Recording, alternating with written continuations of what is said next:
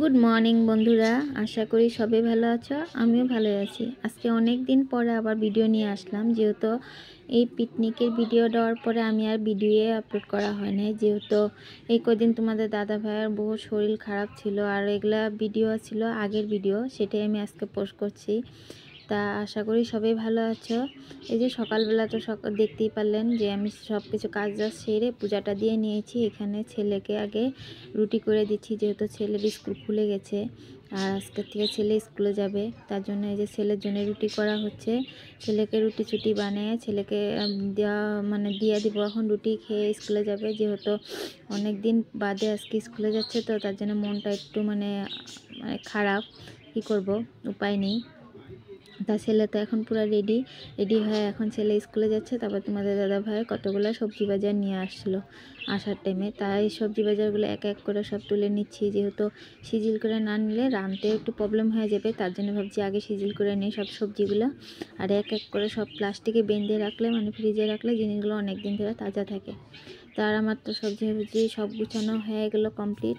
এখন কি রানবো না রানবো সেটাই চিন্তা করতেছি, কেন এতগুলো সবজি দেখে আমি রান্নার টেনশন নিচ্ছি। যেহেতু সবজি দেখলে আমার মাথায় একটু বাস পড়ে, যেহেতু রানবো কি না রানবো সেটাই টেনশন। তার জন্য ভাবলাম যে না, আজকে একটা উপায় আছে, সব সবজি দিয়ে একটা ভেজ ডাল করি। যেহেতু ঠান্ডার মৌসুমে ভেজ ডাল খেতে কিন্তু দারুণই লাগে, তার জন্য ভাবছি সব সবজি দিয়ে একটা ভেজ ডাল করি।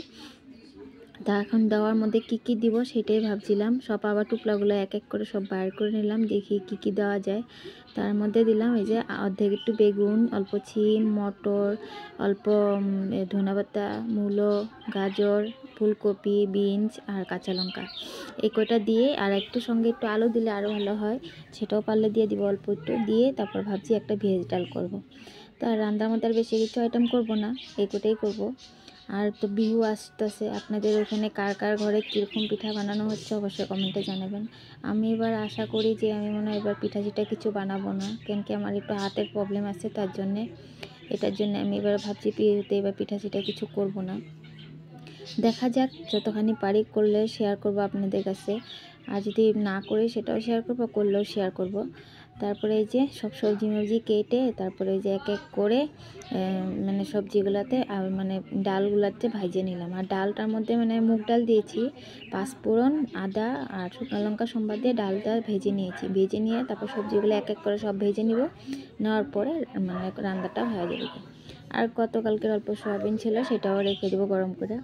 তা আমার এখন এই যে রান্না তো পুরো কমপ্লিট। এখন কি করব, এখন বসে একটু ভাবছি টাইমও হয়নি, স্কুলে আবার ছেলেকে আনার জন্য স্কুলে যেতে হবে। তা রান্নাটা কি করলাম সেটা আপনাদের কাছে শেয়ার করি। এই যে ভেজ ডাল করেছি মুগ ডাল দিয়ে, দেখতেই পারলেন। আর গতকালকে অল্প একটু সোয়াবিন ছিল, সেই সোয়াবিনটাই গরম করে রেখে দিয়েছি। আর গরম গরম ভাত, এটা ছেলেকে স্কুল থেকে নিয়ে আসার পরে সিটিটা মারবো, এখন আর ভাতের সিটিটা মারবো না।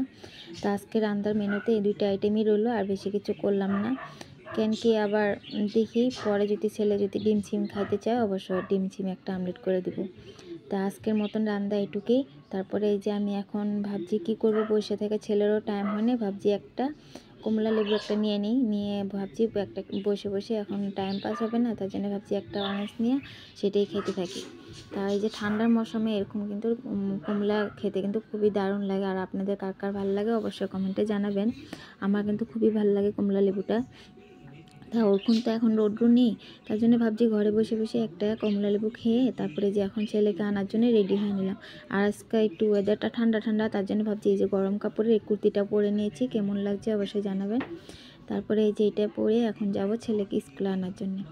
তা ভিডিওটা আজকের মতন এটুকুই রাখলাম, বেশি বড় করলাম না। যদি ভালো লেগে থাকে অবশ্যই একটা লাইক কমেন্ট শেয়ার করে দিবেন। আর যারা যারা আমার নতুন বন্ধুরা আছেন আমার চ্যানেলটাতে, যারা যারা ভিডিও দেখেন অবশ্যই আমার এই চ্যানেলটাতে একটা সাবস্ক্রাইব করে দিবেন।